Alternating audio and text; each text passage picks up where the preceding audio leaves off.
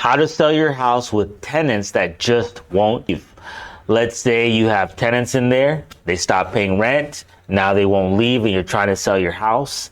Let's say you have a cousin, a relative in there, they're taking advantage of the family status and they're not taking you seriously when you ask them to leave, or worse, or maybe the relatives are worse, but you have squatters, okay? And if you're in Texas, squatters have rights. So no, you cannot go in there with a gas mask or a gun and try to get them to leave, because you will go. So no, you cannot go in there with a gas mask or a gun and try to get them to leave. That will not end well for anybody.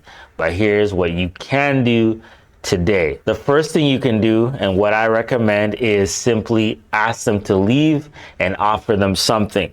When you go talk to them, don't make the first offer. Don't go up to them and say, hey man, I'll give you $5,000 to leave, or hey man, I'll give you $1,000 to leave. No, do not do that. What I want you to do is try to connect on a human level, try to help them feel your pain, and then ask them to tell you how much it would cost for you to leave, right? They did a study that they had people try to cut in line. The first person went and said, hey, can I cut in line? And everybody was like, no. The second person said, hey, can I cut in line? I have an appointment I have to try to make. Some people said yes, some people said no. Then another person said, hey, can I cut in line? My baby is sick. And everybody let her cut in line. The lesson here is when you have a compelling story, people are willing to listen. So here's how you do it. You go to the squatter, you go to your cousin, you go to the tenant, say, hey, look, tenant, I'm sorry about your situation. I know you're behind on your rent. It's affecting me as well, because when you're not paying rent, it's also affecting me paying my mortgage. I'm also behind on my mortgage. It's affecting my family. Or, hey, cousin, hey, family member, I know you don't have a place to stay, but, it's also hurting me as you staying here. It's not just a one-sided street.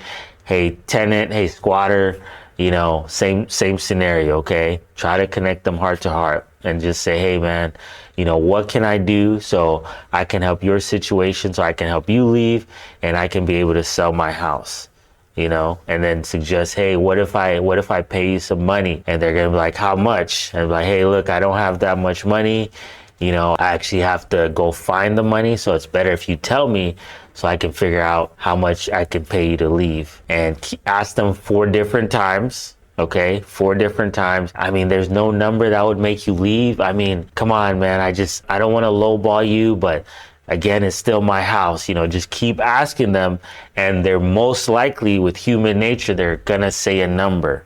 Okay, now if they don't say a number after 4 times, offer them. I would start with whatever the rent payment is. Say, hey, I'll pay you first month's rent. Okay, start with that and negotiate from there. Okay, the minimum that I would pay is the same amount it would cost for you to evict them, to officially evict them through the government. Okay, you do have rights.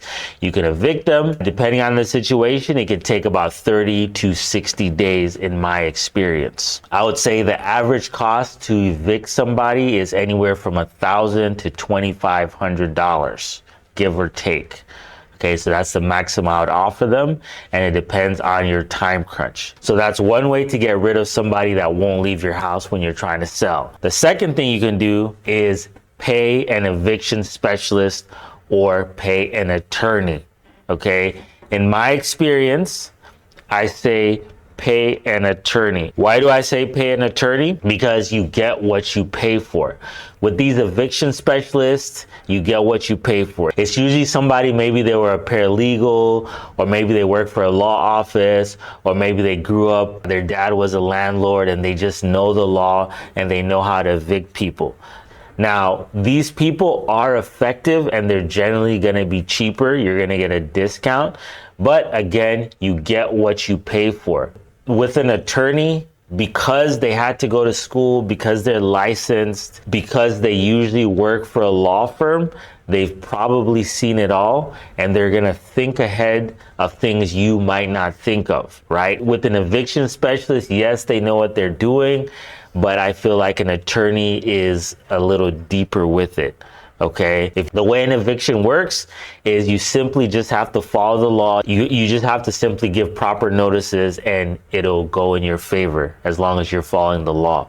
Okay, but let's say the eviction specialist forgets to do something and now your case is thrown out from a simple mistake that could have been avoided. Okay, so let's say a lawyer is going to charge you on the higher end $2,500, $3,500, but I think it's more foolproof to go with an attorney. That's just my personal experience. But if you're tight on funds, an eviction specialist will work just fine, but it's not what I recommend. Another way to get the person out of your home is to help them find a place. Help them find a place, help them look, and maybe help them pay first month's rent. Now, how to sell a house when somebody's still in there? The best way to do it is you can sell it to an investor. Now, most likely an investor is going to lowball you if you have a squatter or a tenant that won't leave, and here's why.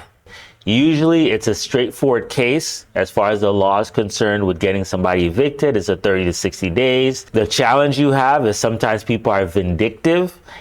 You can always sell it to an investor, but you're probably going to get a super low offer.